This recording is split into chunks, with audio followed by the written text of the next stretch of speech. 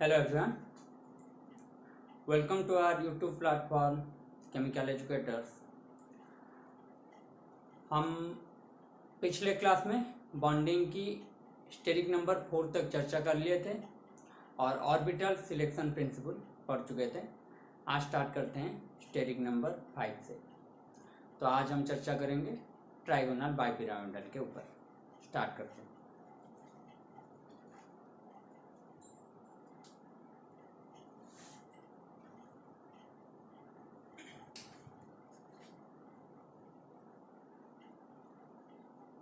Trigonal bipyramidal TPP geometry.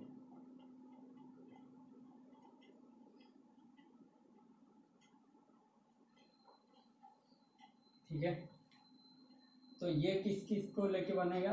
S hybridisation पहले तो इसका क्या होता है? sp3d मीन्स एस कोई भी पी ले लीजिए, 3p है, और डी कौन सा आएगा? dz²। ठीक है, तो dz² आएगा तो टीबीपी होगा। dz² इसलिए इस पे आता है, यहाँ पे देखिए ये है आपका pz और z के साथ सिमेट्री किसका मैच करता है? z का, z के अलग। ठीक है, तो symmetry match right dz² participate in TPP. TPP जो ज्योमेट्री होता है, टीपीपी एक्चुअल एक ही ज्योमेट्री नहीं है। मींस टीपीपी एक सिंपल एक सा ज्योमेट्री नहीं है। जैसे कि ऑक्टाहेड्रल आप बोल सकते हैं, कि ट्राइगोनल प्लानर बोल सकते हैं, टेट्राहेड्रल बोल सकते हैं, कोई भी बोलिए, वो एक ही सिमेट्री है। लेकिन यहाँ पे जो एक ही ज्योमेट्री है, लेकिन यहाँ पे जो है टीपीपी दो ज्योमेट्री को मिला के बना है। टीपीपी एक ही ज्योमेट्री नहीं है। अगर एक ज्योमेट्री मान के चलेंगे तो आपको दिक्कत होगा। तो मेरी बात मैं जो बोल रहा हूँ उस हिसाब से समझिए कि टीपीपी एक ज्योमेट्री नहीं है। ये एक ज्योमेट्री आपका बनाता है, ये एक ज्योमेट्री आपका बनाता है। ये बनाएंगे आपका sp2। sp2 में क्या आएगा? Trigonal planner. और ये आपका क्या आएगा? ये आपका आएगा pd मीन्स लीनियर। ठीक है, तो ये पीटी में क्या आएगा? मैंने आपको बता चुका हूं, जब h आपका रिप्रेजेंटेशन पढ़ा रहा था, ये आपका रहा pz। ठीक है, तो ये आपका होगा पॉजिटिव, तो ये इसका क्या आएगा? नेगेटिव। और ये रहा आपका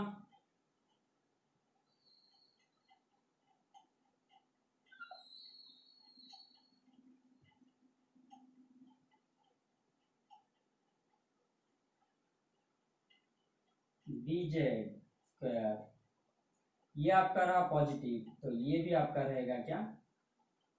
पॉजिटिव।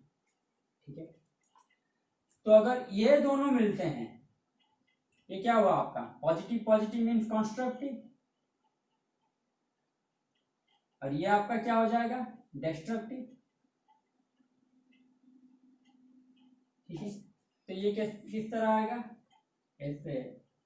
और ये आपका कंस्ट्रक्टिव हो गया और ये आपका डिस्ट्रक्टिव हो गया। आया ना? अगर इस साइड में लूं, सपोज ये पॉजिटिव हो रहा था, यहाँ पे रहने देते हैं, सपोज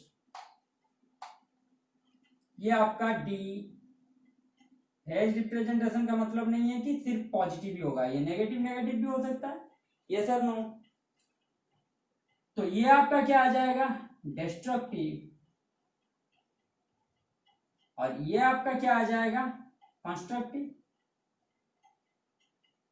अगर ये कंस्ट्रक्टिव हुआ तो ये क्या हो जाएगा आपका, इसको कैसे रिप्रेजेंट करेंगे, इसको रिप्रेजेंट करेंगे हम,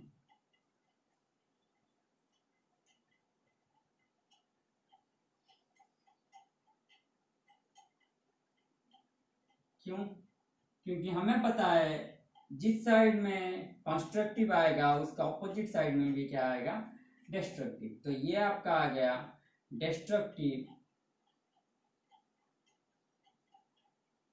ये आएगा आपका कंस्ट्रक्टिव, यहाँ पे ये आएगा आपका कंस्ट्रक्टिव, ये आएगा आपका डिस्ट्रक्टिव। तो कुल मिला के कैसे बनेंगे, कुल मिला के कुछ इस तरह बनेंगे,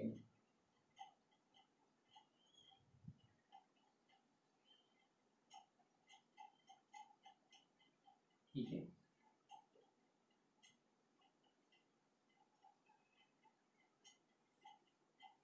किस तरह बनेंगे, जेड के लंब कुछ इस तरह बनेंगे, पीडी।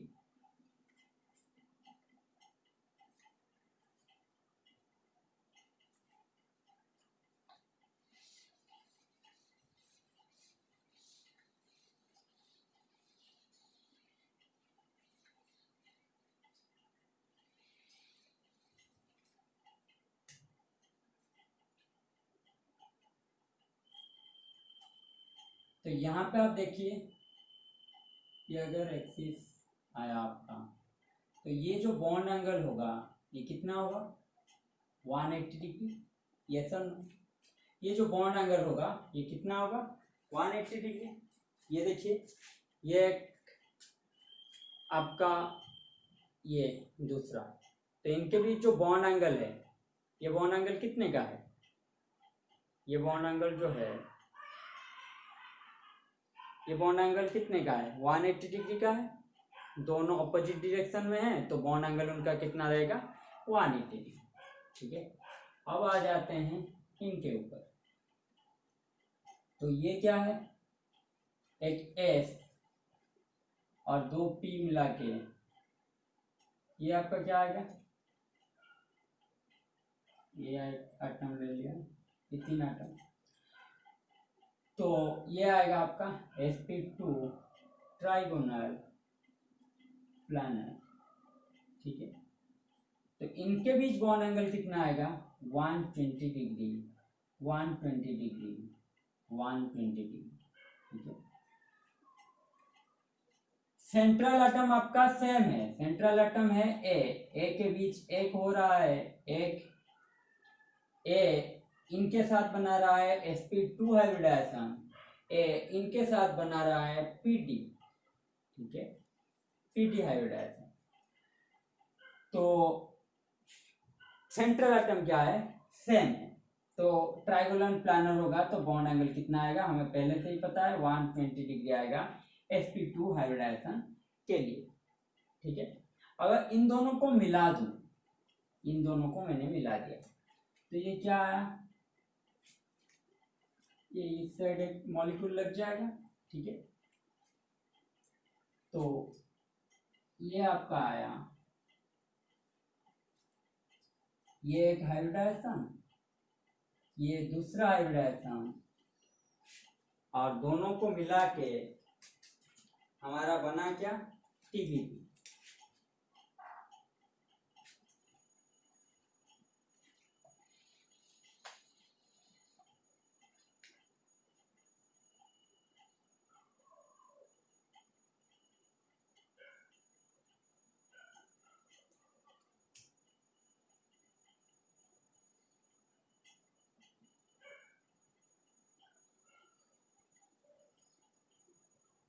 ये रहा आपका एक हाइब्रिडाइजेशन,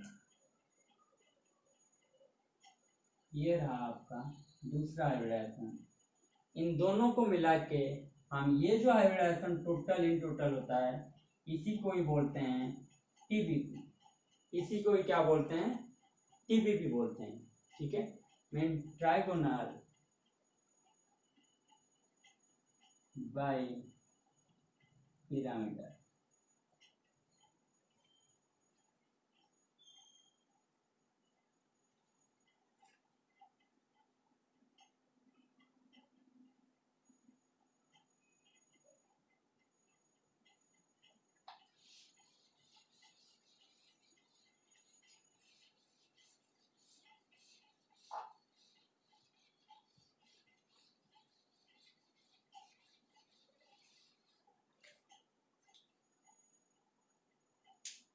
तो आप देख सकते हैं। मैं आपको ये सब इसलिए बताया कि ये है आपका ट्राइगोनल प्लानर, ठीक है। इसके ऊपर रहेगा तो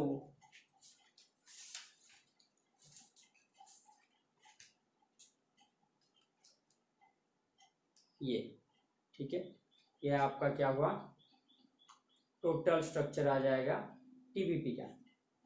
होता क्या है इसमें होता ये है कि मैंने तो आपको समझाया कि इनके बीच बॉन्ड एंगल रहता है 120 डिग्री, ठीक है।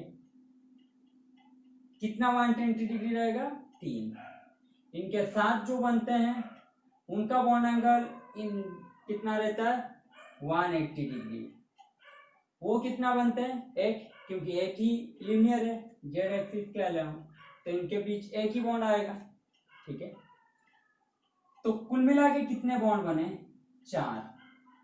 मैं आपको जो फॉर्मूला बताया था ए बी एन के लिए, NC2, ठीक है।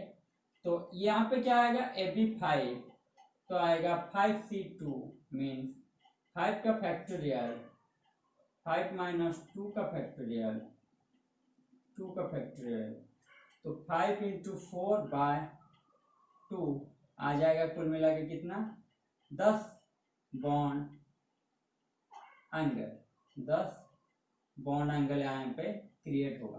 कितना बॉन्ड एंगल क्रिएट होगा, 10।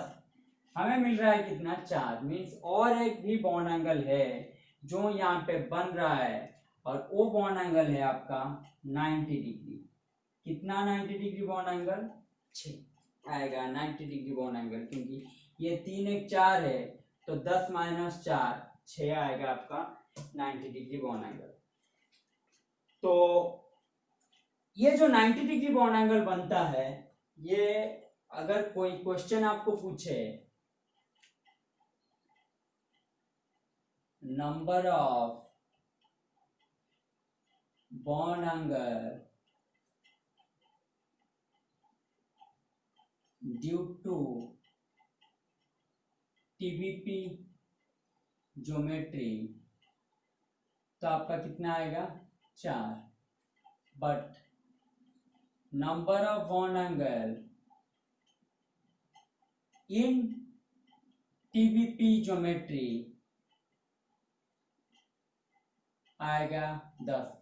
तो इन दोनों में डिफरेंस क्या है, डिफरेंस ये है कि जब ट्राइगोनल प्लानर जब लीनियर के साथ मिलता है, इन दोनों के सुपर इम्पोजेबल होने की वजह से, due to superimposable of two geometry, 90 degree bond angle created. यह टीबीपी की वजह से नहीं बना है। 90 डिग्री बॉन्ड एंगल क्या हो रहा है, टीबीपी की वजह से नहीं बन रहा है। इसलिए मैं बोल रहा हूं कि टीबीपी को आप कभी भी एक ही ज्योमेट्री के हिसाब से मत समझना। अगर समझेंगे तो आपको बहुत दिक्कत आएगा कि टीबीपी में होता क्या है। एक है आपका sp2, एक है आपका pd, दोनों को मिल जाए इसी को ही बोलते हैं टीबीपी। तो sp2 में बॉन्ड एंगल आएगा 120 डिग्री, 3 बॉन्ड एंगल आएंगे 120 डिग्री का। पीडी में आएगा एक बॉन्ड एंगल 180 डिग्री का। लेकिन यहाँ पे 90 डिग्री बॉन्ड एंगल भी रहता है, और वो 90 डिग्री रहता है sp2 pd की मिक्सिंग की वजह से, मीन्स दोनों का सुपर इम्पोजेबल होने की वजह से, दो ज्योमेट्री का सुपर इम्पोजेबल होने की वजह से उनके बीच जो बॉन्ड एंगल आ जाता है वो होता है 90 डिग्री, ना कि 90 डिग्री बॉन्ड एंगल टीबीपी की वजह से बना है। टीबीपी ज्योमेट्री की वजह से 90 डिग्री बॉन्ड एंगल नहीं बना है, ठीक है।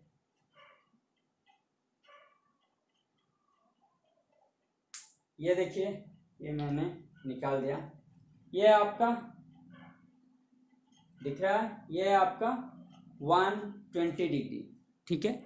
ये आपका क्या, सॉरी, ये आपका ट्राइगोनल प्लानर। तो ट्राइगोनल प्लानर है, ये आपका 120 डिग्री, ये 120 डिग्री और ये 120 डिग्री, ठीक है। तो 3 मैक्सिमम आएंगे 120 डिग्री, और इन तीनों के बीच और कोई बॉन्ड एंगल क्रिएट होगा ही नहीं। ये एक 120 डिग्री, ये एक 120 डिग्री, ये एक 120, ठीक है। ये आपका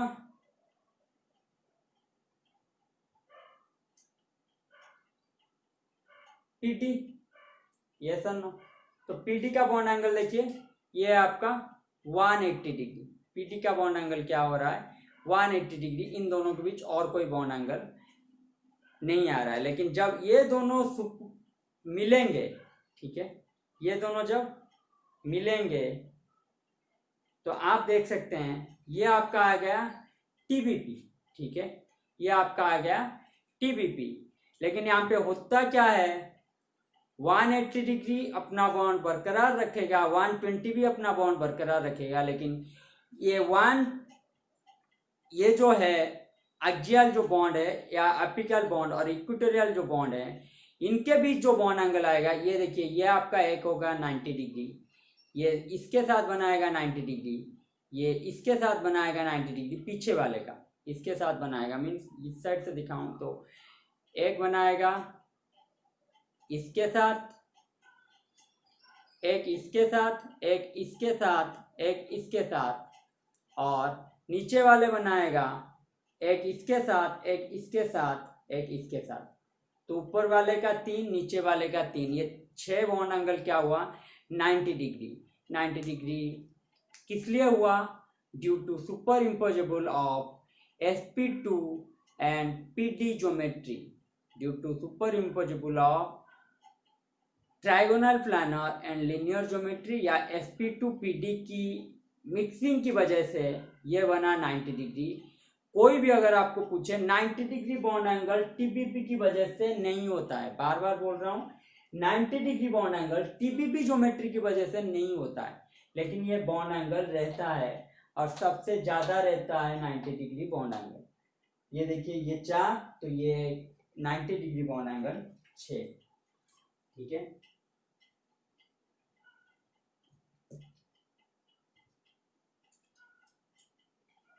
ये बात आपको समझ में आ गया होगा। तो अब आ जाते हैं हम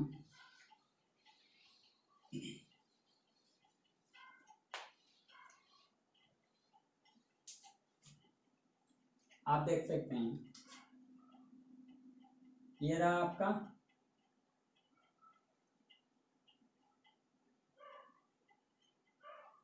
एक्सियल, ये क्या रहा आपका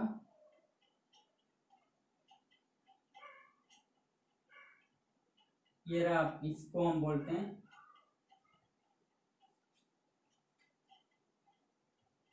along z एक्सिस, तो इसको हम क्या बोलते हैं, एक्सियल और अपिकल बॉन्ड, ठीक है। ये आपका क्या आता है, इक्वेटोरियल बॉन्ड, ठीक है। ये आपका एक्सियल, ये रहा इक्वेटोरियल। इसका हाइब्रिडाइजेशन क्या है, पीटी, इनका हाइब्रिडाइजेशन क्या है, sp2। यहीं से आप देख सकते हैं कि sp2 हाइब्रिडाइजेशन है, मींस sp2 को अगर pd के साथ कंपेयर करें, यहाँ पे परसेंटेज s कैरेक्टर क्या होगा, परसेंटेज s कैरेक्टर लगभग sp3d में 95% से ज्यादा s कैरेक्टर किस में रहेगा इक्वेटोरियल में,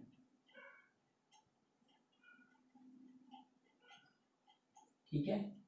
क्योंकि यहाँ पे इसका हाइब्रिडाइजेशन देखिए sp2 है और यहाँ पे s है ही नहीं, तो यहाँ पे भर भर के परसेंटेज s, पूरा का पूरा मैं नहीं बोल रहा हूँ, मैं बोल रहा हूँ मैक्सिमम, मीन्स मैक्सिमम से मैक्सिमम लगभग सभी s कैरेक्टर रहेंगे ये इक्वेटोरियल बॉन्ड पे। तो इंक्रीजेस तो नहीं बोलेंगे, बहुत ज्यादा, दैट इज हाई, ठीक है। लेकिन पीटी में क्या होगा, परसेंटेज एस बहुत कम, दैट इज लो, ठीक है। परसेंटेज एस क्या होता है पीटी में, बहुत ही कम रहेगा।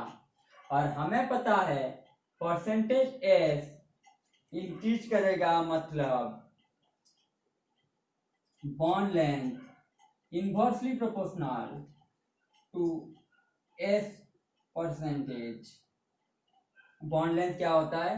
Inversely proportional to percentage s. तो इक्वेटोरियल पोजीशन में ज्यादा परसेंटेज एस कैरेक्टर हैं, मीन्स इक्वेटोरियल का बॉन्ड लेंथ कम आएगा एक्सियल से। क्यों? एक्सियल में परसेंटेज एस है ही नहीं, लगभग है ही नहीं, है भी तो बहुत कम है। तो परसेंटेज एस कम इसमें है, और जिसका परसेंटेज एस कम है उसका बॉन्ड लेंथ ज्यादा है, ये मैं आपको पढ़ा चुका हूं। तो सिर्फ उसकी एप्लीकेशन ही यहाँ पे डाल रहा हूं कि परसेंट इक्वेटोरियल बॉन्ड लेंथ छोटा होगा नॉर्मल टीबीपी में। नॉर्मल क्यों लिख रहा हूं थोड़ी देर में आपको पता चल जाएगा। नॉर्मल टीबीपी या टीबीपी इन जनरली टीबीपी में क्या होता है, एक्सियल बॉन्ड लेंथ बड़ा रहता है इक्वेटोरियल बॉन्ड से। ये हमेशा ट्रू नहीं होता, not always true that axial bond length greater than equatorial. TBP के लिए ये हमेशा ट्रू नहीं होगा, not always true but generally axial greater than equatorial ये आपका रहेगा। क्यों रहेगा? एक्सियल में क्या रहते हैं, एक्सियल में परसेंटेज एस कम रहता है, इक्वेटोरियल में परसेंटेज एस ज्यादा रहता है। तो परसेंटेज एस हमें पता है कि directly inversely proportional to bond length. तो एक्सियल में बॉन्ड लेंथ क्या होगा, एक्सियल में बॉन्ड लेंथ ज्यादा रहेगा, अपिकल बॉन्ड या फिर एक्सियल बॉन्ड बड़ा रहेगा आपका इक्वेटोरियल बॉन्ड से।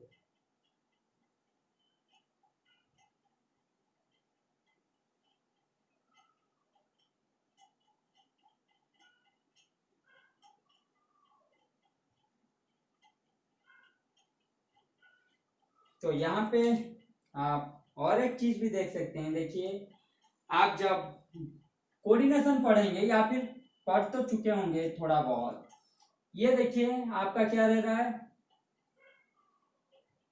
एक्सियल बॉन्ड लंगर, ठीक है, एक्सियल बॉन्ड लंगर हो रहा है, ठीक है। तो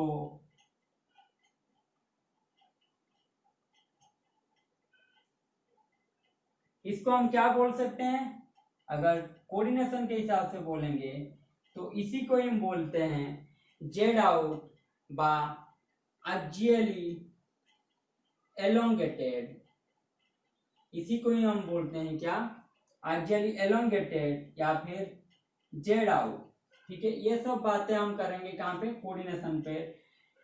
जब हम जेटीटी पढ़ाएंगे एक्सियली एलोंगेटेड या जेड आउट, तो नॉर्मली क्या होता है, एक्सियली एलोंगेटेड या जेड आउट होता है। लेकिन यहाँ पे क्या होगा, एक्सियली कंप्रेस्ड होगा, जहाँ पे एक्सियल, जहाँ पे क्या होगा, लिख देता हूँ पहले, एक्सियली कंप्रेस्ड, जहाँ पे क्या होगा, एक्सियल लेस देन इक्वेटोरियल होगा, तो वो भी टीपीपी शो करेगा। लेकिन वहां पे क्या होगा, एक्सियल लेस देन इक्वेटोरियल होगा, एक्सियली कंप्रेस्ड, तो मीन्स ये आपका आ जाएगा जेड इन, ठीक है।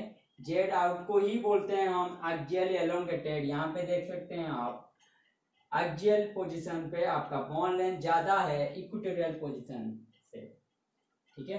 ये सब बातें आपको ध्यान से देखना था।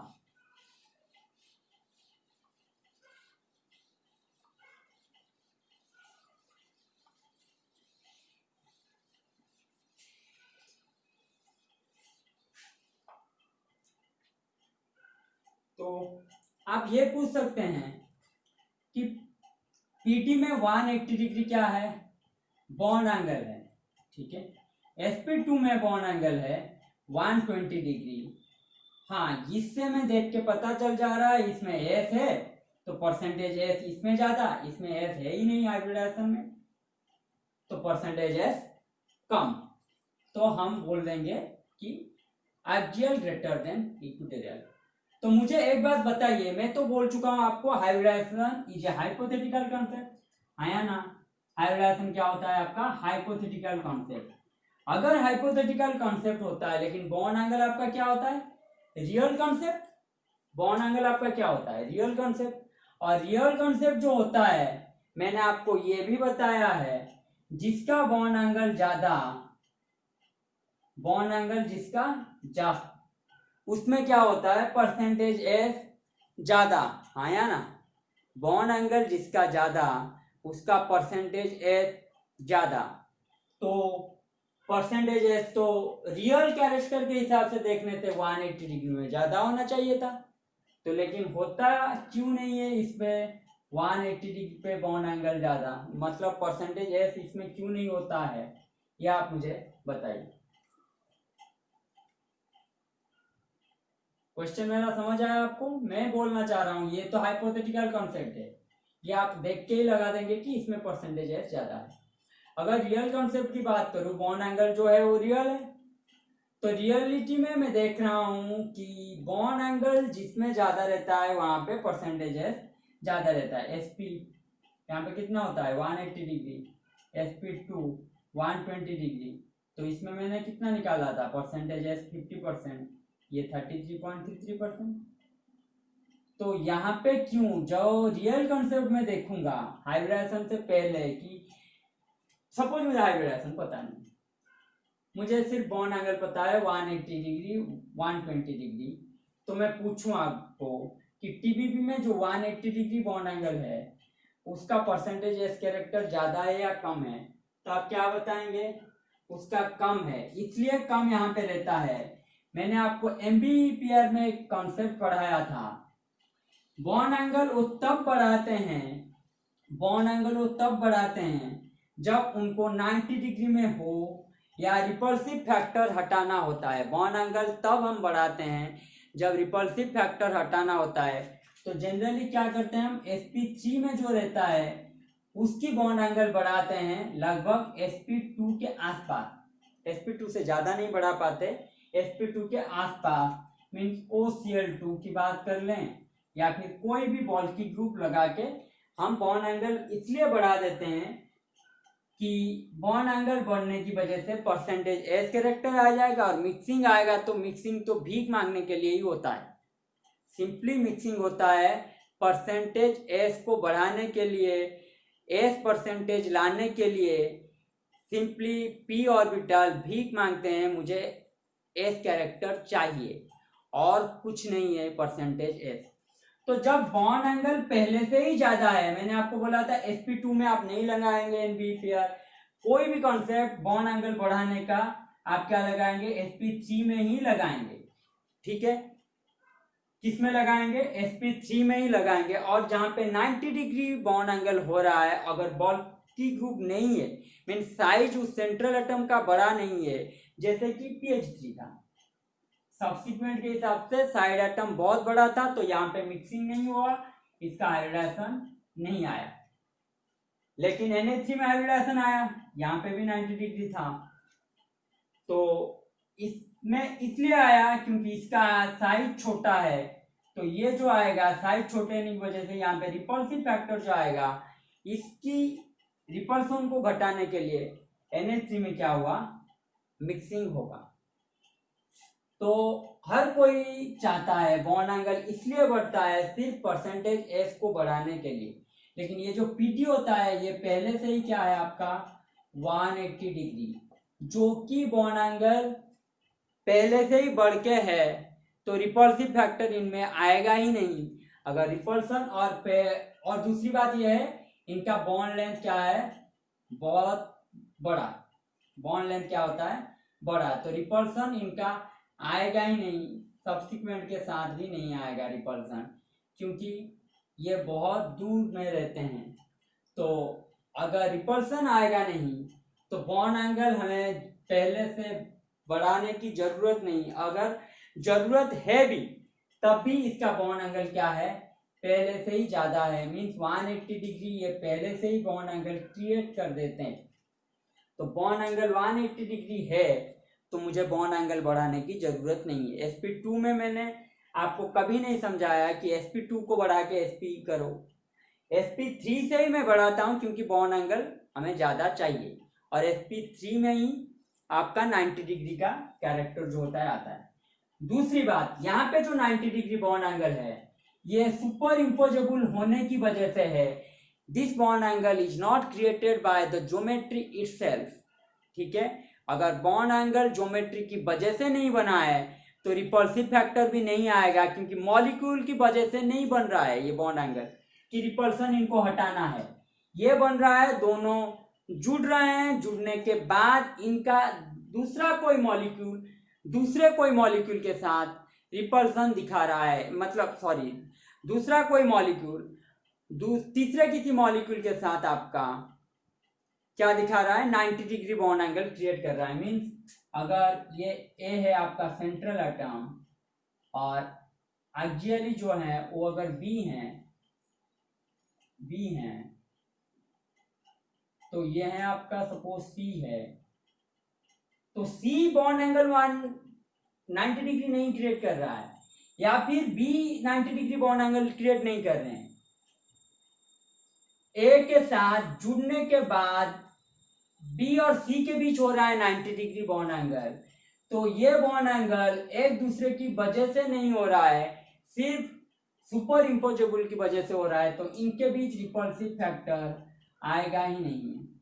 इनके बीच क्या होगा, रिपल्सिव फैक्टर आएगा नहीं, क्योंकि मैं अपने घर में जो बात बोल सकता हूं, मैं जाके दूसरों की पड़ोसी के घर में जाके उनकी बात में टांग नहीं अड़ाऊंगा। समझ रहे हैं मेरी बात। तो ये मॉलिक्यूल इसके साथ रिपल्सन नहीं दिखाएगा क्योंकि ये कोई दूसरा मॉलिक्यूल है, ये कोई अलग मॉलिक्यूल है और दोनों के बीच 90 डिग्री बॉन्ड एंगल खुद के वजह से क्रिएट नहीं हो रहा, दोनों मिलने की वजह से हो रहा है। सेंट्रल एटम में इसका कोई लेना देना नहीं है, साइड एटम का भी कोई लेना देना नहीं है, सिर्फ ये है कि जो ज्योमेट्री मिलके कर रहे हैं तो 90 डिग्री बन रहा है। तो 90 डिग्री जो है यहाँ पे बॉन्ड एंगल जो 90 डिग्री है ज्योमेट्री की वजह से नहीं है, तो रिपल्सिव फैक्टर भी हमें हटाना नहीं है। दूसरी बात है कि पहले से ही बॉन्ड एंगल 180 डिग्री है तो हमें बॉन्ड एंगल बढ़ाने की जरूरत नहीं है कि परसेंटेज एस हमें बढ़ाना है। परसेंटेज एस हम इसलिए बढ़ाते हैं बॉन्ड एंगल बढ़ जाए, रिपल्सिव फैक्टर हट जाए। तो पहले से जो जिसके पास है उसको हमें बढ़ाने की जरूरत नहीं है। ठीक है, समझ आया मेरी बात? हाँ या ना में जवाब दीजिए, समझ आया? तो आप देख सकते हैं इसलिए कि एसपी हो या एसडी हो या पीडी हो, सभी का बॉन्ड एंगल 180 डिग्री रहता है और लीनियर लेते हैं। तो इसका मतलब ये नहीं कि सभी के पास परसेंटेज एस कैरेक्टर 50% रहेगा या फिर ज्यादा रहेगा। किसी किसी के पास परसेंटेज एस कैरेक्टर होते ही लगभग होते ही नहीं, लेकिन वो लीनियर रहते हैं। ठीक है, ये बात मेरा समझ आया आप लोगों को? लिख लीजिए जो भी लिखना है।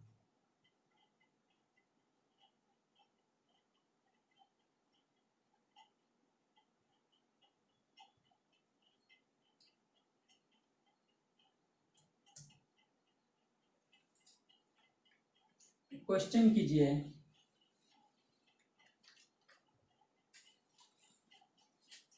PCl5 दिया है, उसके तहत CuCl5 3 माइनस, और एक क्वेश्चन क्या था, FeCO5।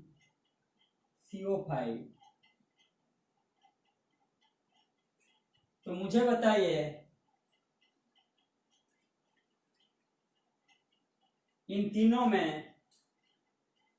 ऑप्शन ए है axial greater than equatorial, axial greater than equatorial, axial greater than equatorial, means Z out, ये आपका जेड आउट, जेड आउट, या फिर axial less than equatorial, axial less than equatorial, axial less than equatorial. ठीक है, mean जेडिंग, ये आपका जेडिंग, ये आपका जेड या फिर axial equal to equatorial, bond length same, या फिर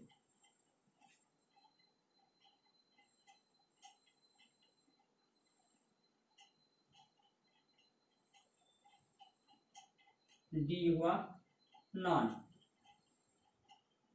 बताए मुझे कौन सा आंसर किसके लिए सही होगा। PCl5 है क्या आपका मॉलिक्यूल, दूसरा है आपका CuCl5 3-, तीसरा है आपका FeCO5।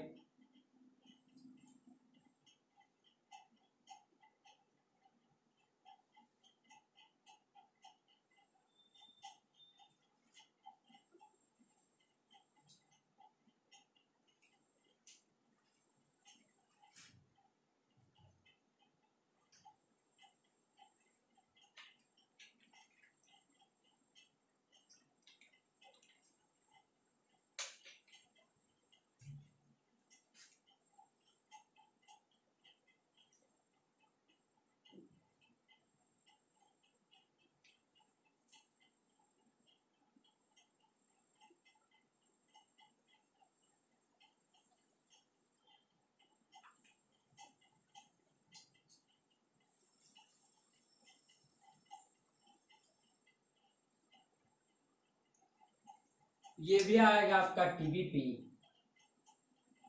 ये भी आपका TBP, ये भी आपका TBP।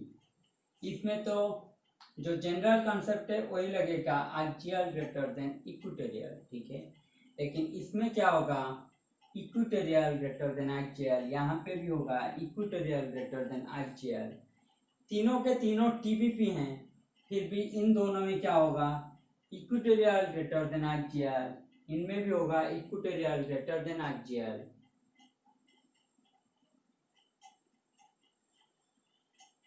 लेकिन इसमें क्या आएगा, एक्सियल ग्रेटर देन इक्वेटोरियल।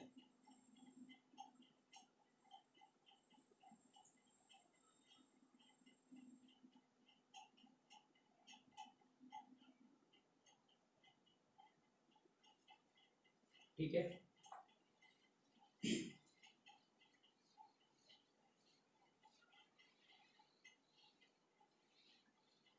ये तो कार्बोनिल कंपाउंड में हम पढ़ेंगे, ठीक है। यहाँ पे BS वेरी स्यूडो रोटेशन आएगा आपका, बहुत सारे कॉन्सेप्ट हैं जिनकी वजह से ये सब आपको जो दिख रहा है वो होता नहीं। ये वेरी स्यूडो रोटेशन की वजह से एक्सियल क्या होगा, कंप्रेस्ड, ठीक है। तो जेड इन यहाँ पे हो जाएगा। ये तो हम ऑर्गेनोमेटेलिक्स में पढ़ेंगे। तो कार्बोनिल कंपाउंड जहाँ पे रहेगा उसकी अलग चर्चा होगा। इन दोनों में देखिए, इसका भी चर्चा मैं नहीं करूंगा, कोऑर्डिनेशन नहीं करूंगा, फिर भी मैं आपको बता दे रहा हूँ, ये जाम में जितना है उतना ही बताऊंगा कि जाम सिलेबस में आपका JTD स्प्लिटिंग आपका 5 में नहीं है, स्टेरिक नंबर 5 का स्प्लिटिंग आपका नहीं है। तो आपको सिर्फ याद रखना है कुछ मॉलिक्यूल के हिसाब से, ये आपका है, TBP आपका है, लेकिन ये स्प्लिटिंग आपका नहीं है स्टेरिक नंबर 5 का। तो अगर आपका कोई पूछे कब कि इस तरह के क्वेश्चन नेट गेट में बहुत आते हैं, ठीक है। ये एक बार आपका गेट में आ चुका है, ये आपका एक बार गेट में आ चुका है और नेट में भी आ चुका है। तो जाम में कभी भी आ सकता है कि हमें क्या करना है, कहाँ पे TBP, कहाँ पे एक्सियल ग्रेटर देन इक्वेटोरियल लगाएंगे और कहाँ पे इक्वेटोरियल ग्रेटर देन एक्सियल लगाएंगे। इसका एक सिंपल ट्रिक मैं आपको दे देता हूँ, जाम बच्चे के लिए ये काम कर जाएगा। जो नेट गेट के बच्चे हैं इनके लिए पूरा आपको स्टेरिक नंबर 5 पढ़ना पड़ेगा, समझना पड़ेगा, उसका JTD, उसका CFSC, उसका स्पेक्ट्रा, सब कुछ आपको समझना पड़ेगा। लेकिन जाम के बच्चों के लिए ये ट्रिक आपका काम कर जाएगा। कार्बोनिल कंपाउंड को छोड़ के मैं सिंपल सा कंपाउंड समझ रहा हूँ, समझा रहा हूँ। मतलब ये जो ट्रिक है ये कार्बोनिल कंपाउंड जहां पे नहीं होगा वहां पे लगाएंगे कि अगर D0 या फिर D10 हो, क्या हो, D0 या फिर D10 means non transitional metal, ठीक है।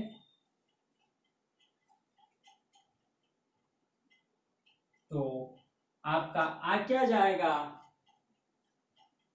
ये आपका होगा Z out, D0 D10 non transitional metal अगर आपका है तो आपका क्या आ जाएगा D10, ठीक है। ये आपका आ जाएगा जेड आउट, ये वाला, ठीक है। अगर D1 से D9 तक है मीन्स ट्रांजिशनल मेटल, तो आपका आएगा जेड इन। ये सिर्फ टीबीपी की बात कर रहा हूं मैं, क्या करेंगे आप, सिर्फ टीबीपी की बात कर रहा हूं। D1 से D9 ट्रांजिशनल मेटल में आएगा जेड इन मीन्स axially compressed, axially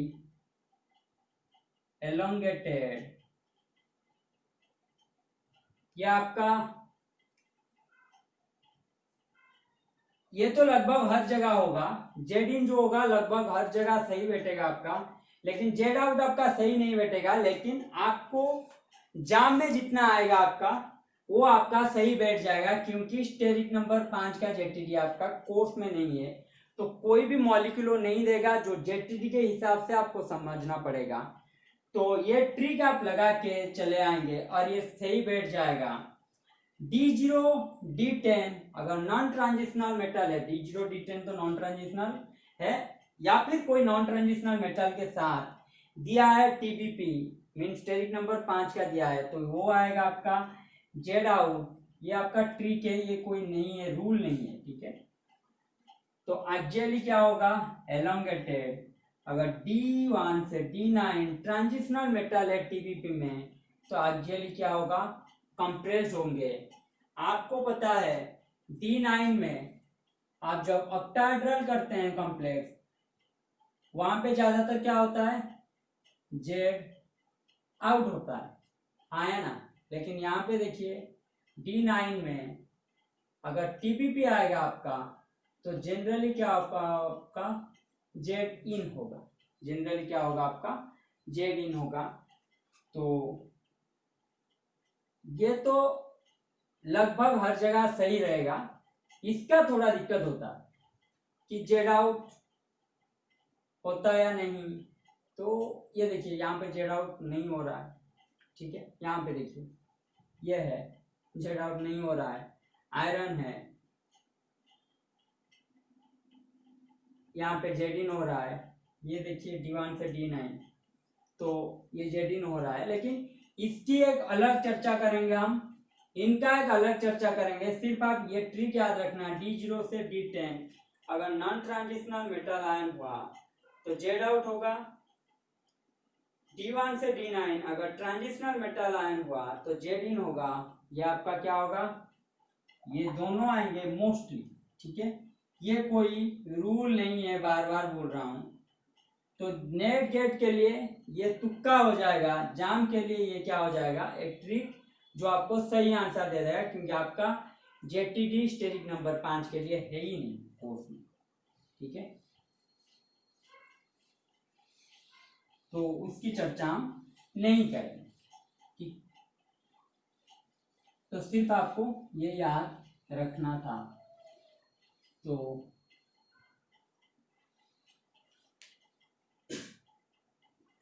अब आ जाते हैं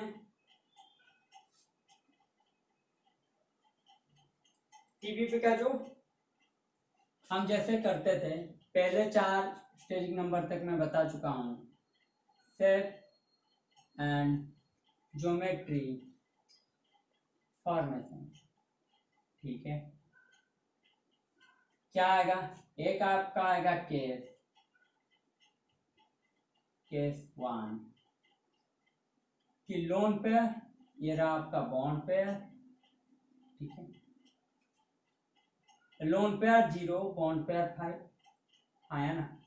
एक आएगा आपका इस तरह का केस, दूसरा आएगा लोन पेयर 1, बॉन्ड पेयर 4, तीसरा आपका आएगा लोन पेयर 2, बॉन्ड पेयर 3, चौथा आपका आएगा लोन पेयर 3, बॉन्ड पेयर 2, पांचवा आपका आएगा lone pair 4, bond pair 1। Bond pair 1 रहेगा तो लीनियर ही रहेगा हमेशा, तो इसकी चर्चा करें या ना करें कोई फर्क नहीं है। और इनकी चर्चा भी, इनको समझने के बाद आपको एक ट्रिक बताऊंगा कहाँ पे आप एक छोटा सा लगा सकते हैं। लेकिन उससे पहले आ जाते हैं हम केस नंबर 1 पे, जहाँ पे 0 लोन पेयर 5 बॉन्ड पेयर, ठीक है। तो हमें क्या समझना है अभी, 0 लोन पेयर 5 बॉन्ड पेयर।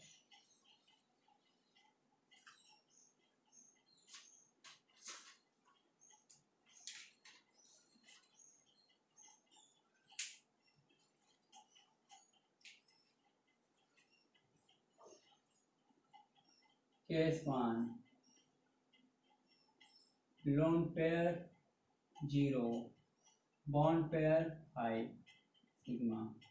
तो कुल मिला के कितना इलेक्ट्रॉन यूज होगा, लोन पेयर है नहीं, बॉन्ड पेयर 5, तो 5 इलेक्ट्रॉन, ठीक है। तो स्टेरिक नंबर आ जाएगा 5। तो ज्योमेट्री क्या आएगा, ज्योमेट्री भी आएगा ट्राइगोनल, बाइपिरामिडल, शेप भी आएगा आपका ट्राइगोनल, बाइपिरामिडल। क्यों शेप आएगा, ज्योमेट्री दोनों सेम आएंगे क्योंकि लोन पेयर है ही नहीं। अगर लोन पेयर है नहीं तो दोनों का ज्योमेट्री एंड शेप क्या होगा, सेम आएगा, ठीक है। ये बात मैं पहले से ही बता चुका हूं। तो अब लेते हैं, इलेक्ट्रॉन कितना है, 5 हमें चाहिए। तो 5 कहां से आएगा, नाइट्रोजन फैमिली में 5 आएगा, ठीक है। किसमें आएगा 5, नाइट्रोजन फैमिली में। लेकिन जब हम नाइट्रोजन के पास जाएंगे, नाइट्रोजन पहले से ही मना कर देगा कि मेरे पास एक्चुअल के 5 इलेक्ट्रॉन है ही नहीं, एक जो है वो क्या है, साथी अपना चुन लिया है, तो वो जो है वो लोन पेयर की तरह बिहेव कर लेता है। तो ये क्या होगा, आपको 3 बॉन्ड पेयर ही अवेलेबल होंगे। कितने होंगे, 3 बॉन्ड पेयर ही अवेलेबल होंगे। तो नाइट्रोजन हमारा जो केस चाहिए उस केस स्टडी में खड़ा नहीं उतरेगा। लेकिन नाइट्रोजन के दूसरे फैमिली मेंबर के पास अगर जाएंगे, फास्फोरस बोलेगा मेरे पास वैकेंट डी ऑर्बिटल है और ये मेरा लोन पेयर है नहीं, ये मेरा क्या है, मैं इनको बॉन्ड पेयर की तरह यूज कर सकता हूँ। तो मैं क्या करूंगा, फास्फोरस, ठीक है। तो यहाँ पे यहाँ पे यहाँ पे यहाँ पे यहाँ पे हुआ। तो कौन सा मोनोवैलेंट मुझे लगाना है, पहले तो हाइड्रोजन लगेगा ही नहीं। क्यों नहीं लगेगा, क्योंकि ये थर्ड पीरियड ऑनवर्ड्स आ चुके हैं, मैंने आपको पहले से ही बता चुका हूँ। थर्ड पीरियड ऑनवर्ड आप हाइड्रोजन यूज नहीं करेंगे। क्यों नहीं यूज करेंगे, क्योंकि हाइड्रोजन बहुत छोटा होता है, तो यहीं इसमें क्या होगा, एक्साइटेशन हाइड्रोजन की वजह से हो नहीं पाएगा। तो हाइड्रोजन हम यूज नहीं करेंगे थर्ड पीरियड ऑनवर्ड। तो pH5 कभी एग्जिस्ट करता ही नहीं, ठीक है। और यहाँ पे फ्लोरीन यूज करने पे हम थोड़ा टेंशन में आएंगे। टेंशन में इसलिए आएंगे, PF5 जो आएगा आपका ये भी TBP होगा, लेकिन इसको समझाने के लिए कुछ अलग सा हमें जानना पड़ेगा, इसलिए हम फ्लोरीन को भी रहने देते हैं। फ्लोरीन यूज करने से कोई प्रॉब्लम नहीं है, मैं आपको सिर्फ बोल रहा हूँ। इसका एक समझ लीजिए, यहाँ पे बॉन्ड लेंथ इसका सभी का क्या आएगा, same bond length, same bond length, ठीक है। लेकिन ये आपका PCl5 जो होगा इसका आएगा, ये भी TBP होगा, लेकिन इसका एक्सियल ग्रेटर देन क्या आएगा, इक्वेटोरियल। एक्सियल ग्रेटर देन क्या आएगा, इक्वेटोरियल। ठीक है, इसलिए मैं बोला कि फ्लोरीन को हम नहीं लेंगे, फ्लोरीन भी हम यूज नहीं करेंगे। टीपीपी होगा, यूज करने से कोई दिक्कत नहीं है, फिर भी हम रहने देंगे जब तक समझ नहीं जाते कि फ्लोरीन में होता क्या है। ठीक है, ये जब बेरिसिडो रोटेशन आएगा इसके बारे में इसी टीपीपी में ही चर्चा होगा थोड़े टाइम के बाद। तो फ्लोरीन भी हम रहने देते हैं। तो क्या यूज करेंगे, फ्लोरीन, ब्रोमीन या फिर आर।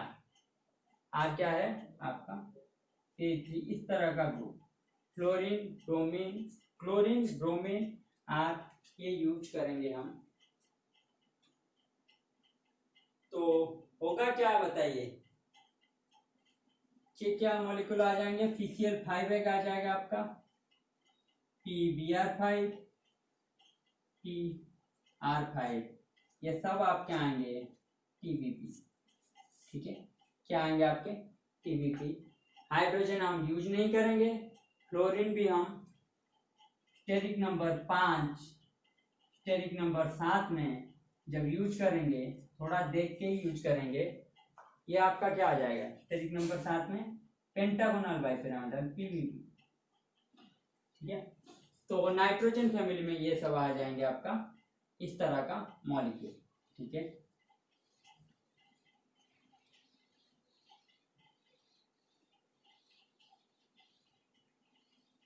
उसके बाद क्या है, हम जाएंगे अभी ऑक्सीजन फैमिली के पास। ऑक्सीजन क्या, वो भी मना कर देगा। ऑक्सीजन क्या बोलेगा, मेरे पास तो पहले से ही 2 लोन पेयर है, नाइट्रोजन के पास 1 लोन पेयर था, अगर वो नहीं कर पा रहा था तो मैं तो 2 लोन पेयर लेके बैठा हूं, और लोन पेयर चाहिए कितना, 0। एक को तो मैं हटा नहीं सकता, और हटाऊंगा तब भी मुझे स्टेरिक नंबर 5 चाहिए। नाइट्रोजन का दिक्कत तो यही था कि अगर लोन पेयर को हटा दे तब स्टेरिक नंबर क्या होगा, घट जाएगा। तो इसलिए इस फैमिली के नीचे में हम चले जाएंगे सल्फर। ठीक है, सल्फर के पास चले जाएंगे। तो सल्फर के पास क्या होगा, इलेक्ट्रॉन वैकेंट, इलेक्ट्रॉन कितना है, 6 वैलेंस इलेक्ट्रॉन है, वैकेंट नहीं, 6 वैलेंस इलेक्ट्रॉन इनके पास है 6। तो 6 को हमें करना है 5। तो हम क्या करेंगे, एक का ये sigma sigma sigma sigma sigma, दूसरे का हमने क्या कर दिया, पाई बना दिया। ठीक है, तो पाई में कौन से बॉन्ड जुड़ते हैं, पाई में कौन से मॉलिक्यूल जुड़ते हैं, पाई में जुड़ेंगे आपका डाइवैलेंट। ठीक है, तो ये आपका रहा ऑक्सीजन, और यहाँ पे आप फ्लोरीन ले सकते हैं क्योंकि डाइवैलेंट एक जुड़ चुका है तो आपको कोई दिक्कत नहीं आएगा, F4 F। ठीक है, अगर डाइवैलेंट जुड़ आप टिका रहे हैं तो आप फ्लोरीन लेने से कोई तकलीफ आपको नहीं होना चाहिए। तो ये आपका क्या आ जाएगा, SOF4। ठीक है, ये आपका क्या आ जाएगा, SOF4। तो मैंने आप लोगों को बोला है कि नहीं, यहाँ पे रहने देते हैं, एक ऑक्सीजन निकाल के फिर सल्फर लगाएंगे, फ्लोरीन लगाएंगे, तो वो रहने देते हैं। ठीक है, और क्या आ जाएगा आपका, मैंने आपको क्या बोला है, ऑक्सीजन जो है बाइवैलेंट जो है CF2 भी आपका क्या होगा, बाइवैलेंट की तरह एक्ट करेगा, हाँ या ना, CF2 भी आपका बाइवैलेंट की तरह एक्ट करेगा, Cr2 भी आपका बाइवैलेंट की तरह एक्ट करेगा। तो ये क्या आ जाएगा आपका, ये आपका S CF2F4, ये भी आपका एक आ जाएगा, और आपका आ जाएगा S Cr2F4, ये भी आपका आ जाएगा।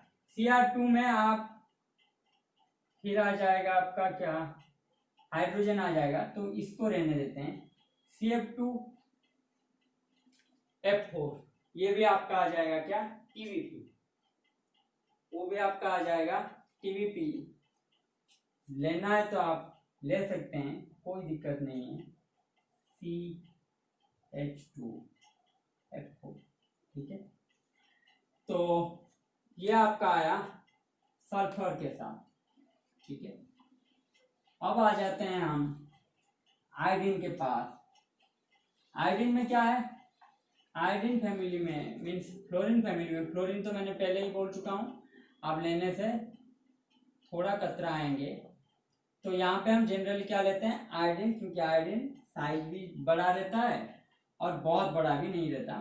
तो आयोडीन के पास कितना है, इलेक्ट्रोनेगेटिविटी भी थोड़ा कम है, तो फायदे में रहते हैं हम। तो ये इसके पास कितना है, 7 है। 7 को हमें कितना बनाना है, 5। तो 5 पहले कर देंगे सिग्मा,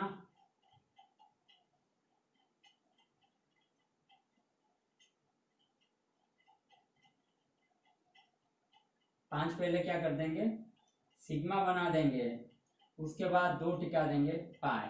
ये मैं ऐसे ही कर रहा हूं, तो अगर करना चाहूं तो ये होगा आपका पाई पाई सिग्मा, ठीक है। Sigma sigma sigma sigma sigma, 5 sigma 2 पाई, ये आपके हो गए 7। तो यहाँ पे क्या जुड़ेगा, ऑक्सीजन। यहाँ पे भी क्या जुड़ेगा, ऑक्सीजन। यहाँ पे क्या आप जोड़ सकते हैं, F। तो ये क्या आ जाएगा आपका IO2F3। ये क्या आ जाएगा आपका IO2F3। तो मैंने आपको पहले ही बता चुका हूं, अगर एक ऑक्सीजन को F+ के साथ रिप्लेस कर देंगे, उनका भी सेम ही आएगा। तो ये क्या आ जाएगा IOF4+, ये दोनों भी क्या आएंगे, TBP, ठीक है। आप ये करके देख सकते हैं। IO2F3, तो एक ऑक्सीजन को मैं रिप्लेस करूंगा किससे, F+ से, तो ये भी आ जाएगा आपका TBP। आयोडीन के पास कितना है, 7 इलेक्ट्रॉन, ठीक है।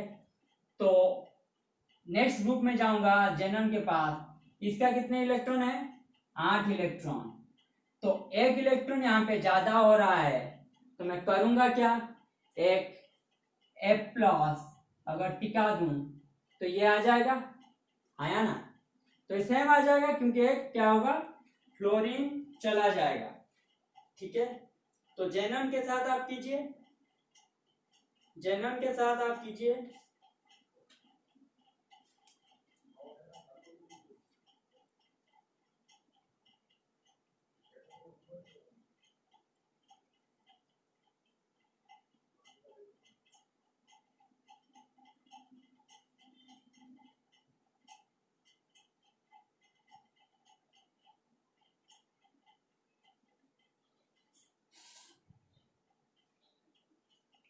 तो ये क्या आ जाएगा, 7 इलेक्ट्रॉन है आयोडीन के पास, जेनन के पास है 8 इलेक्ट्रॉन। 8 को फिर मुझे 7 करना है, तो एक पॉजिटिव चार्ज ले आऊंगा।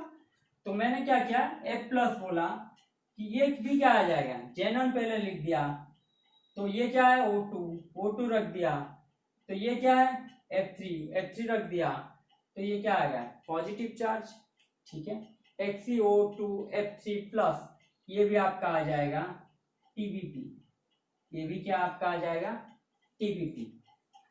अगर इससे मैं निकालूं, मैंने क्या आपको बोला, एक F+ जोड़ दूं, तो आपको ये क्या आ जाएगा, जेनन से एक ऑक्सीजन निकालूं, ऑक्सीजन के बदले में क्या जोड़ूं, एक F+, HCOF4 ये भी आपका आ जाएगा क्या, TBP, HCOF4 4 6 2 6, हाँ ठीक, ये आपका आएगा TBP। क्योंकि ऑक्सीजन 2, फ्लोरीन 4, 6 हो गया, और जेनन का 8 था, तो 2 पॉजिटिव चार्ज की वजह से 6 हो जाएगा। तो ये सब के सब आएंगे आइसोस्ट्रक्चरल, और TBP भी आएंगे, मीन्स आइसोजोमेट्रिकल। कैसे हम बनाते हैं, सिर्फ हमें एक ही मॉलिक्यूल निकालना है, उसके बाद खुद ब खुद निकल जाएगा।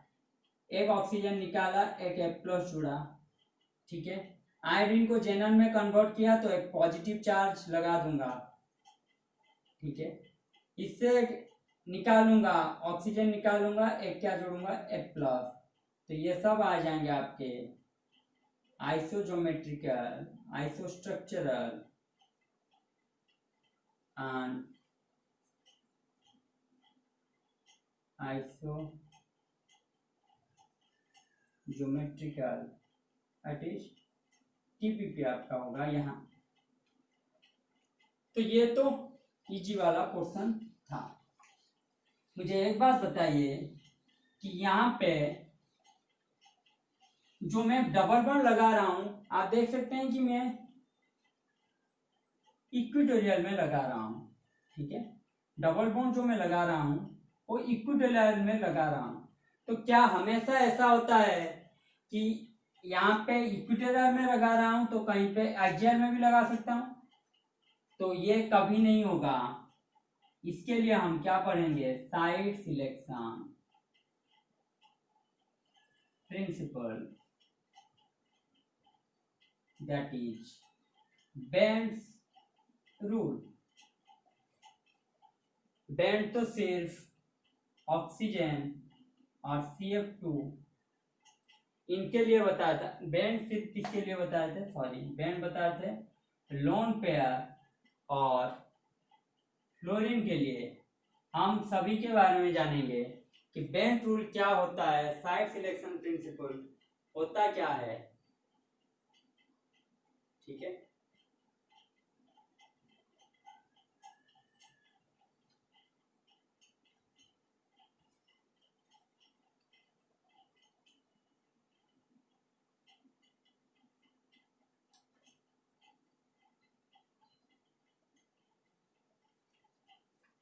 देख लिया।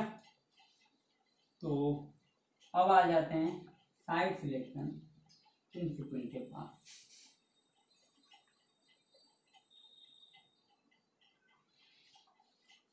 मैंने आपको बता चुका हूं, मैंने आपको क्या बता चुका हूं कि साइड सिलेक्शन रूल या फिर प्रिंसिपल। तो इसमें होता क्या है? इसमें होता है कि कौन से साइड में कौन सा मॉलिक्यूल लगेगा, कौन से साइड में कौन सा एटम जुड़ेगा, ठीक है। तो इसको ही बोलते हैं हम साइड सिलेक्शन प्रिंसिपल। ये दो तरह के आ जाएंगे। एक आपका आएगा एस लॉगिंग या फिर एस फाइल, दूसरा आएगा आपका एस नॉन लॉगिंग या फिर एस नॉन फाइल, ठीक है। एक आएगा आपका एस लॉगिंग और एस फाइल, एक आएगा आपका एस नॉन लॉगिंग और एस नॉन फाइल। ये मैं आपको पढ़ा चुका हूं। एस लॉगिंग कौन से होते हैं? आपके होते हैं lone pair, double bond, triple bond, that is multiple bond. ये आपके होते हैं एस लॉगिंग या फिर S file. S non logging कौन से होते हैं? होते हैं आपके मोनोवेलेंट या फिर मोनोवेलेंट डिराइव्ड एटम, ठीक है। सिंगल बॉन्ड से जो रिप्रेजेंट होते हैं ये होते हैं एस नॉन फाइल। तो सिर्फ दिक्कत कहां पे आएगा आपका? ऑक्सीजन। ऑक्सीजन के पास क्या है? ऑक्सीजन के पास है इलेक्ट्रोनेगेटिव कैरेक्टर ज्यादा, ठीक है। ये मोनोवेलेंट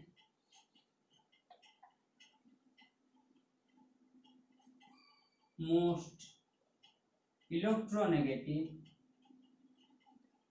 एटम, ठीक है। तो ऑक्सीजन के पास क्या है? इलेक्ट्रोनेगेटिविटी ज्यादा। सेकेंड हाईएस्ट आएगा इसका फ्लोरीन के बाद 3.5। तो दूसरी बात है कि इसके पास क्या रहता है? डबल बॉन्ड कैरेक्टर, ठीक है। तो ये किस में जाएगा? अगर इलेक्ट्रोनेगेटिविटी की बात करूं तो ये जाएगा एस नॉन फाइल में। अगर डबल बॉन्ड की बात करूं ये जाएगा एस फाइल में। लेकिन ये रहेगा एस फाइल में क्योंकि मिक्सिंग सभी को चाहिए, और डबल बॉन्ड की वजह से इसका क्या होता है, मिक्सिंग में ये इसका जो बॉन्ड होता है वो पार्टिसिपेट करता है। और हमें पता है बॉन्ड जितना छोटा स्ट्रेंथ उतना ज़्यादा, बॉन्ड जितना छोटा स्ट्रेंथ उतना ज़्यादा। अगर स्ट्रेंथ ज़्यादा होगा तो एस ना चाहते हुए भी डबल बॉन्ड कैरेक्टर में या एस लविंग रहेगा, क्योंकि इसको एस ऐसे भी चाहिए कि अगर डबल बॉन्ड नहीं कर रहा होता तो अलग बात होता, अगर डबल बॉन्ड कर रहा है तो उस स्ट्रेंथ की हमें पता है पाई क्या होता है, क्विकर होता है ना। पाई क्या होता है, क्विकर बॉन्ड होता है। और उस पाई को स्ट्रॉन्ग बनाने के लिए इसको क्या चाहिए होगा, परसेंटेज एस। और परसेंटेज एस मिलने से इसका क्या होगा, बॉन्ड लेंथ होगा छोटा। बॉन्ड लेंथ छोटा होगा तो न्यूक्लियस के पास रहेंगे। अगर न्यूक्लियस के पास रहेंगे तो न्यूक्लियस के पास रहेंगे तो क्या होगा, बॉन्ड स्ट्रेंथ होगा ज़्यादा। तो स्ट्रेंथ की वजह से ये ना चाहते हुए भी एस लविंग हो जाएगा, मोर इलेक्ट्रोनेगेटिव होने के बावजूद। ये क्या होगा आपका, इलेक्ट्रोनेगेटिव होने के बावजूद भी ये क्या होगा आपका, एस फाइल हो जाएगा। तो ये रहा आपका एस फाइल, नॉन फाइल। उसके बाद हमें क्या पता है, एक्सियल इक्वेटोरियल के पास आ जाते हैं। ठीक है,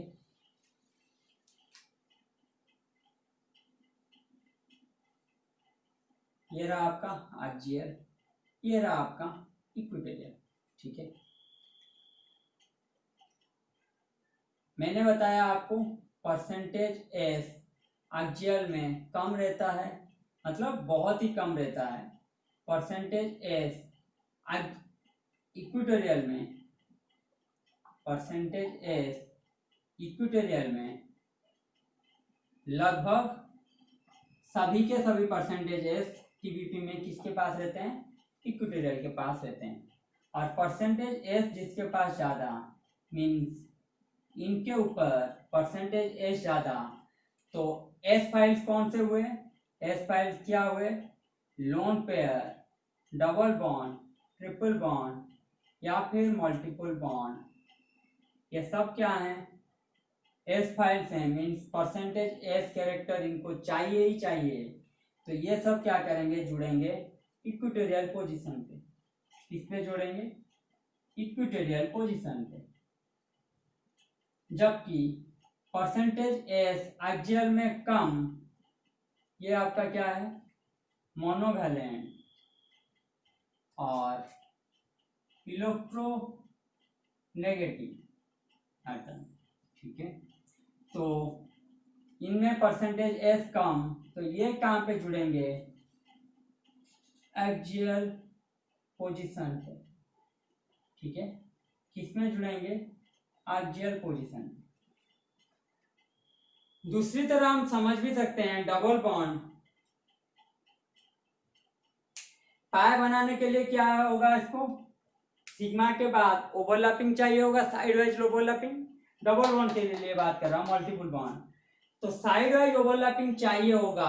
अगर वो एक्सियल में रहेगा, ये देखिए एक्सियल में क्या होगा, अगर ये सपोज आपका क्या है, ये ए का ऑर्बिटल है, अगर ये बॉन्ड लेंथ बहुत ज़्यादा हो जाएगा तो ये साइड वाइज ओवरलैपिंग भी पॉसिबल नहीं होगा।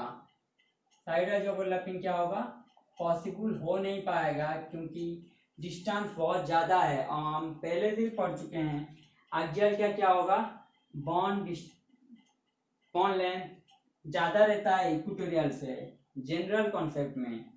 तो परसेंटेज एस क्या होगा, तो यहाँ पे क्या होगा, ओवरलैपिंग हो नहीं पाएगा अच्छी तरह से, तो पाई बॉन्ड फॉर्मेशन पॉसिबल नहीं है डबल बॉन्ड के लिए।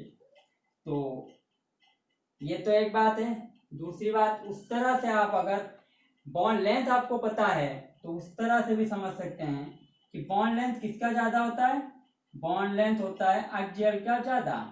अगर एक्सियल का ज़्यादा है तो हमें क्या पता है, डबल बॉन्ड, ट्रिपल बॉन्ड, ये सब क्या होते हैं, बॉन्ड लेंथ इनका छोटा। लोन पेयर न्यूक्लियस के पास आता है, इसका भी बॉन्ड लेंथ छोटा। तो बॉन्ड लेंथ किसका छोटा रहता है, इक्वेटोरियल का। एक्सियल से बॉन्ड लेंथ छोटा रहता है। अगर बॉन्ड लेंथ छोटा रहता है तो वो कहाँ पे रहेगा, इक्वेटोरियल पे रहेगा। मोनोवैलेंट इलेक्ट्रोनेगेटिव एटम क्या होते हैं, इनकी वजह से बॉन्ड लेंथ बढ़ता है। तो बॉन्ड लेंथ अगर बढ़ता है तो ये कहाँ पे रहेंगे, एक्सियल पोजीशन पे।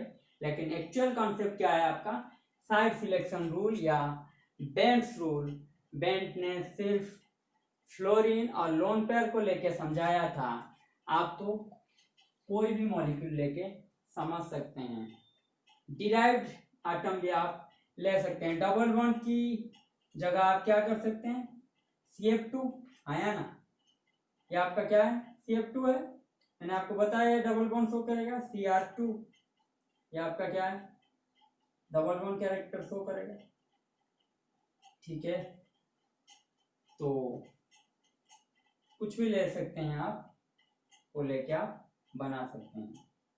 तो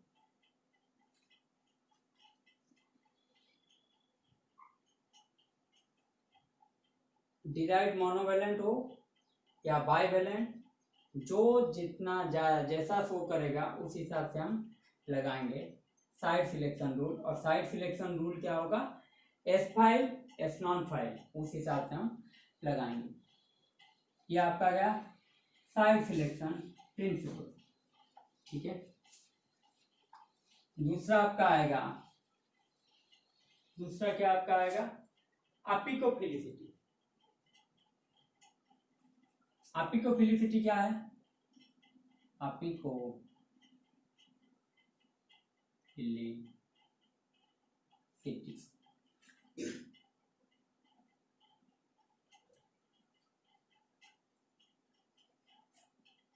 monovalent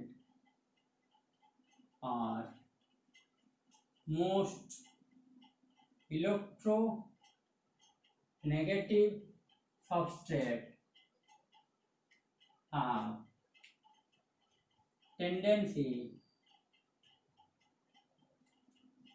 monovalent or most electronegative substrate have tendency to place, नहीं, tendency towards लिख लीजिए। monovalent electronegative element have tendency towards apical or axial position is called as एपिकोफिलिसिटी।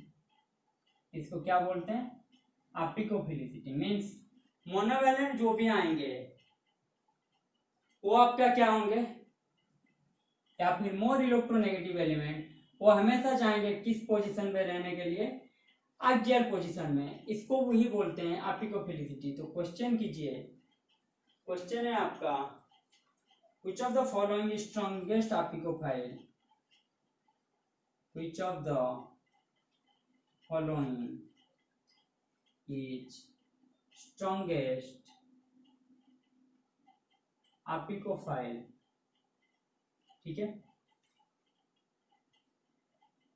Option अलग अलग है, 3 क्वेश्चन है आपका। एक है आपका फ्लोरीन, बी है आपका क्लोरीन, सी है ब्रोमीन, डी है आयोडीन। ठीक है, दूसरे में ऑप्शन है, सेम क्वेश्चन है, which of the following is strongest electrophile. A में है क्लोरीन, बी में है ऑक्सीजन, सी में है ब्रोमीन, डी में है आयोडीन।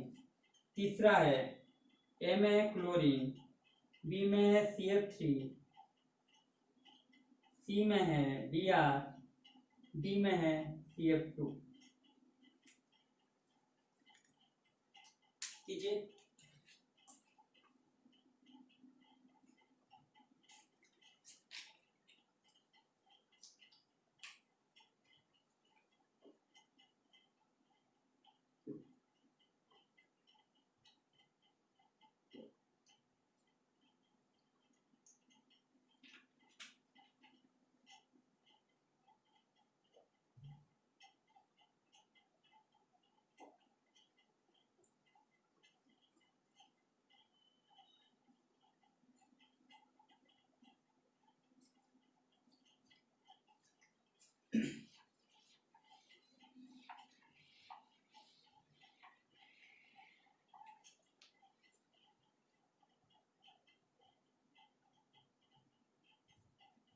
कुछ ऑफ द फॉलोइंग स्ट्रॉन्गेस्ट अपिकोफाइल, यहाँ पे देख सकते हैं मैंने क्या बोला, मोर इलेक्ट्रोनेगेटिव एलिमेंट आपका हमेशा एक्सियल व अपिकल पोजीशन में रहेंगे, या तो हो गया क्लोरीन।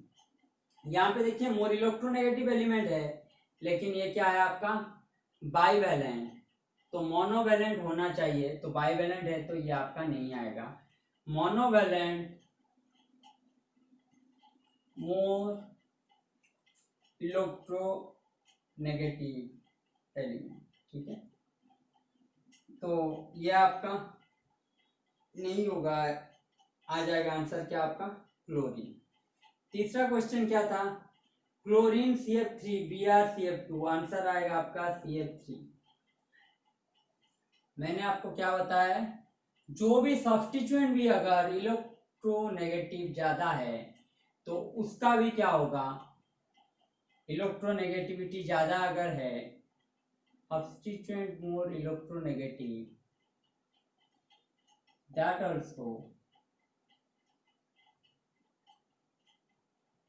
act as अपिकोफाइल, ठीक है। तो समराइज करते हैं कि करना क्या है हमें, समराइज करते हैं।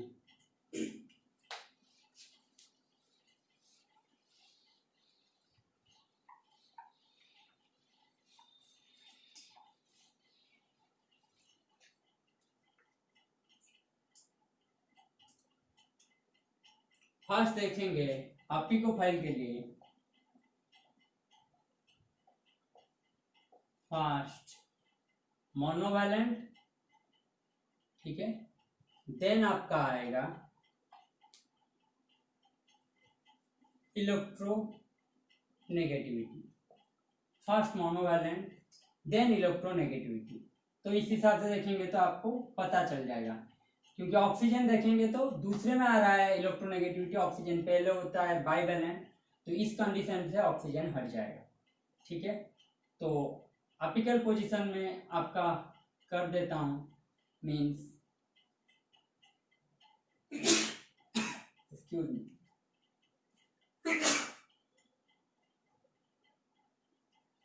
तो S file S non loving या नॉन फाइल, तो एस नॉन लविंग जो भी होगा वही होगा आपका क्या अपिकोफाइल, अपिकोफाइल, ठीक है।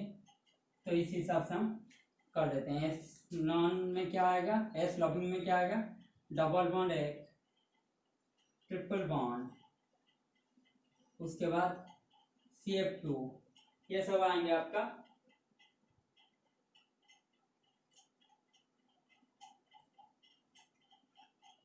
लोन पेयर, तो ये सब आएंगे आपका क्या, CF2 कैसे रहेगा, CF2 डबल बॉन्ड, ऑक्सीजन में ऐसे ही रहेगा, तो ये सब आएंगे आपका इक्वेटोरियल पोजीशन पे, ठीक है, इक्वेटोरियल पोजीशन पे, ठीक है। तो S non loving non file में कौन से आएंगे, यहाँ पे आप आएंगे फ्लोरीन, ठीक है, फ्लोरीन ही आएगा, क्लोरीन तो जनरली रह जाएगा, इस साइड में रह जाएगा, ठीक है, बच जाएगा जो वो उस साइड में ही रहेगा, तो फ्लोरीन आएगा आपका, NH2 आएगा आपका, NF3 आएगा, 3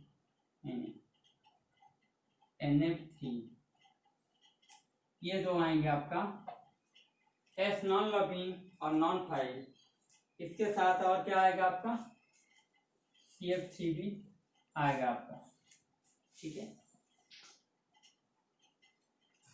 लोन पेयर है तो ये 2, ठीक है, 2 1 3 एक लोन पेयर, ये 3 1 4, तो ये सब आ जाएंगे आपका, ये आपका आ जाएंगे कहाँ पे आर्जियल पोजीशन, ठीक है।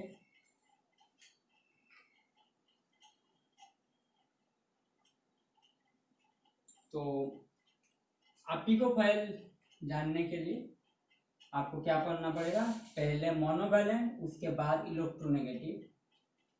ऑप्टिको फाइल की पहली पहचान मोनोवैलेंट होने का निशान। तो अब आ जाते हैं हम, आपको मैं क्वेश्चन देता हूं। केस नंबर 1 खत्म हो गया है, केस स्टडी 1 आपका खत्म हो गया है। तो आपको क्वेश्चन देता हूं, आप ड्रॉ करके मुझे बताइएगा कि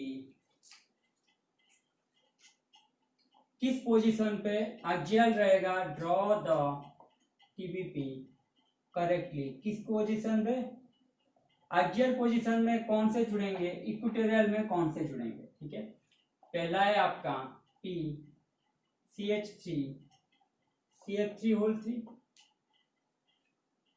दूसरा है पी FiCl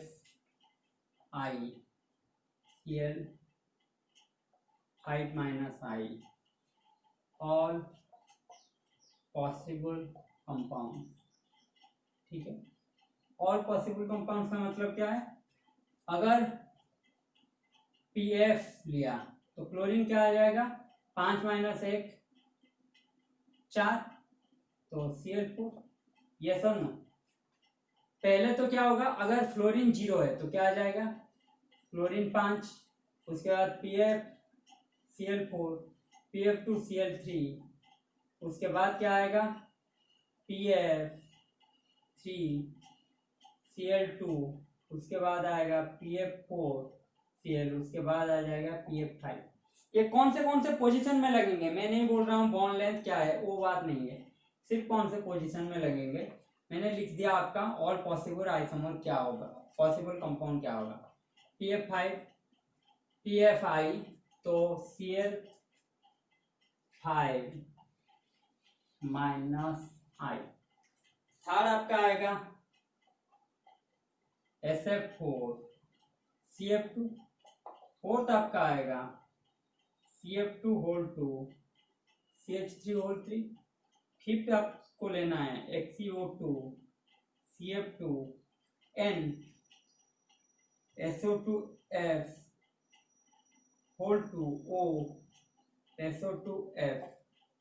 ठीक है, सिक्स्थ है आपका XeO5 O SO2F होल 2। ये 6 आपको करके मुझे बताना है कि in which position they exist। और ये पोजीशन जानने के लिए आपको खुद ही टीबीपी ड्रॉ करना पड़ेगा। अगर ये आपने कर दिया तो आपको टीबीपी के बारे में सब कुछ पता है। ठीक है, केस नंबर 1 आपका हो चुका है। हम अगले ही लेक्चर में केस नंबर 2 मीन्स टीबीपी और स्क्वायर पिरामिडल, इनके बारे में चर्चा को आगे बढ़ाएंगे, ख़त्म करने की कोशिश करेंगे। और 3 से 4 लेक्चर मैक्सिमम है आपका बॉन्डिंग खत्म होने के लिए। पढ़ाई कीजिए, घर में रहिए, सुस्त रहिए। धन्यवाद।